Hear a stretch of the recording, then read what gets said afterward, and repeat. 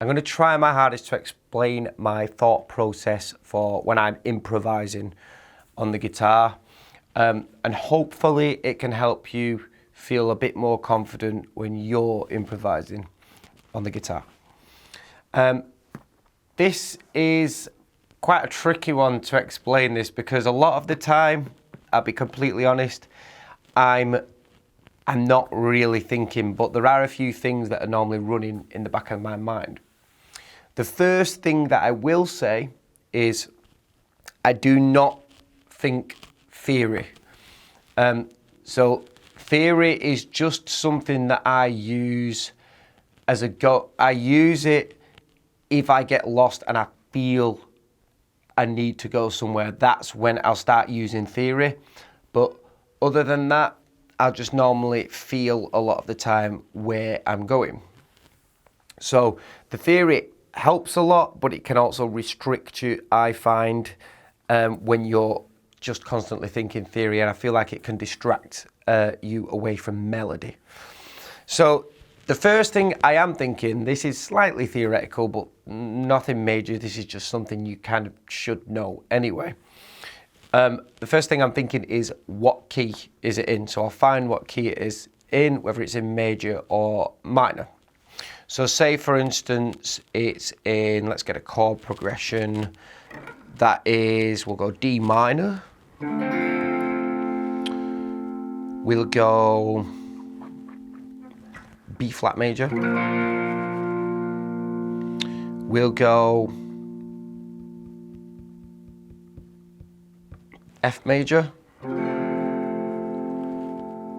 And we'll go C. So we've got D minor, or D minor 7 I'm doing there. B flat major, F major, C. So first of all, if I know the key, then I know I've got that kind of like background theory behind me, at least for if I get lost, I know where I can go back to, because it's in D minor, so I can always relate to my minor or major modes that fit into D minor. So are something that I can resort to if I feel I get lost and need it. Also got this D minor chord.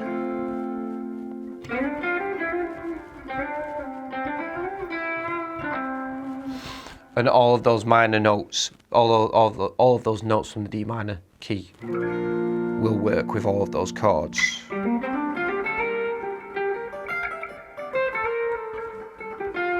Because all of those chords that I've played there belong to that key. And then basically, a lot of the time, I'll think more rhythmically than I will scale wise. So as long as I've got some form of rhythm going in my right hand, I can link that with my left hand over the chords, and I can play the bad notes and find ways of making them work. If my ear isn't quite feeling a certain note, I know I can slide one fret to the right of it or one fret to the left of it, and that note will work with it. So if I'm playing a note that's out of key, so for instance D minor 7, let's say I play this D sharp note, which isn't in the key of D minor. Well, I know I can resolve that just by sliding one fret left or one fret right. And it'll fit into key. And if anything, as long as you don't hold it too long, it'll spice it up as well. But if I was playing that chord and I play rhythmically enough with that note,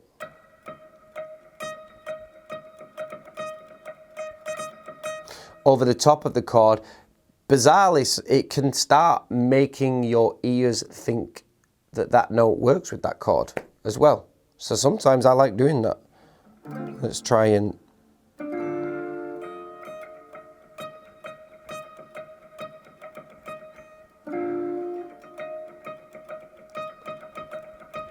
You feeling it? You see, your ears start adjusting to it and going, oh, that it now doesn't sound wrong. It can start sounding interesting. So a lot of the time, I'll kind of purposely do wrong notes when I'm improvising, and just rhythmically try and make them fit in. But if it starts sounding too dissonant, I can make it fit in very easily just by going to the left. And it resolves nicely to the left or to the right. So that's one way that I utilize, that I improvise basically, which is rhythmic feel, not thinking so much about the key. But if I get lost at any point,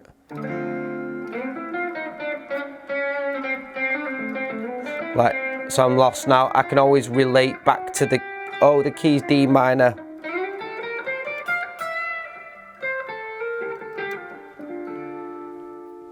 And I'm back in key there by going on.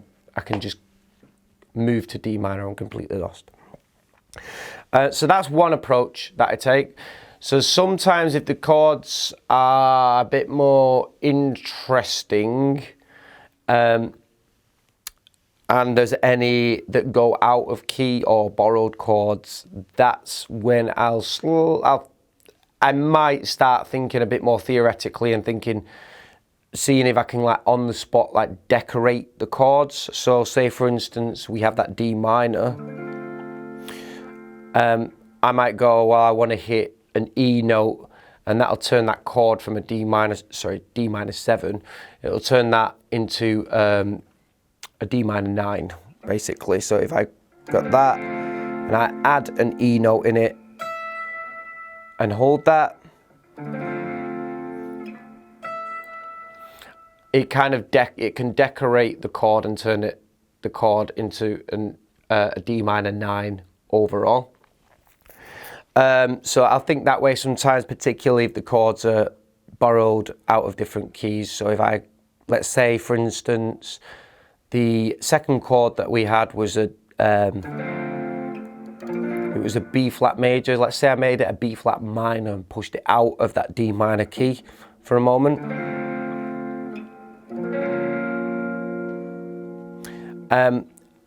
I'll really emphasize that the minor third note that's in there, the note that doesn't belong to the key of D minor basically. So I'll emphasize the F note that's in there. Sorry, not the F.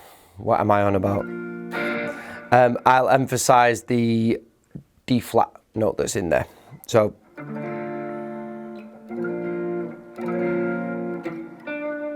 D minor, I'm in the D minor key.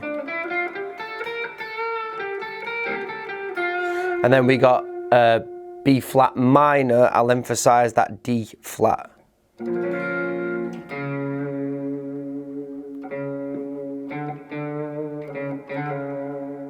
And then when I shift back to the F, I'll go back to the D minor key. Same on the C. D minor 7. And then we've got that B flat minor coming back up again, so I can really emphasize that D flat, the borrowed note.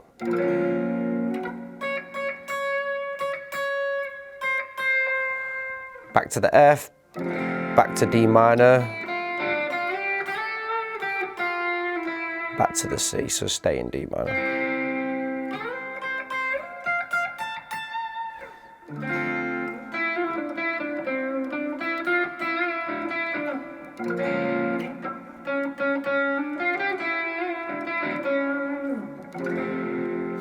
So it allows me to go into basically D harmonic minor, if you wanted to think in terms of scales for that brief moment, and that note will resonate really well with that chord in particular. But 9 times out of 10, I'm more thinking rhythmically a lot of the time, because when you think so much theory like that, it can ruin a lot of your melody, and make you overthink a lot of the time. So really I'm going for this kind of like percussive feel.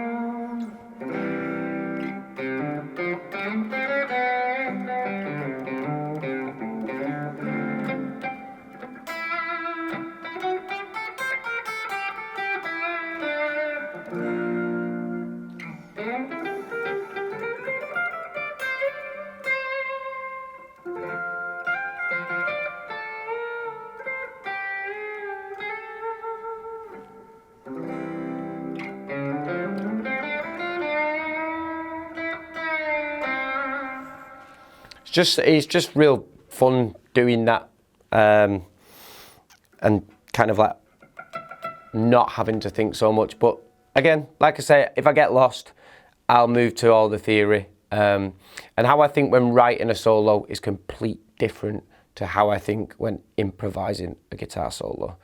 But I'll cover that in another session sometime. I hope I've not yapped on for too long there, and I do really hope that that helps you and makes you realise that you don't have to overthink a lot of the time. As long as you've got the general minimal knowledge that you need, you can. A lot of improvising is just making sure that you feel confident and comfortable to improvise, and just don't put yourself down with it either. You will get better as you do it. Not a lot of people are actually that good at improvising, and I take my hat off to anyone that just does it anyway. Some of the players that you may think are amazing players, a lot of the time aren't all as amazing as you think when it comes to improvising. A lot of their stuff is planned, and I'm not bad-mouthing anyone there. I don't mean that in a bad-mouthing way. I just mean you can really tell something that is planned compared to something that is genuinely improvised. Hope that helps. If you could subscribe to my channel, I'm always sharing guitar lesson knowledge and content. If you could like the video if it's helped you, I really hope it has. That'd be amazing. And if you could leave any comments below or input that you might have for somebody or even for myself, because I'm always trying to better myself all the time.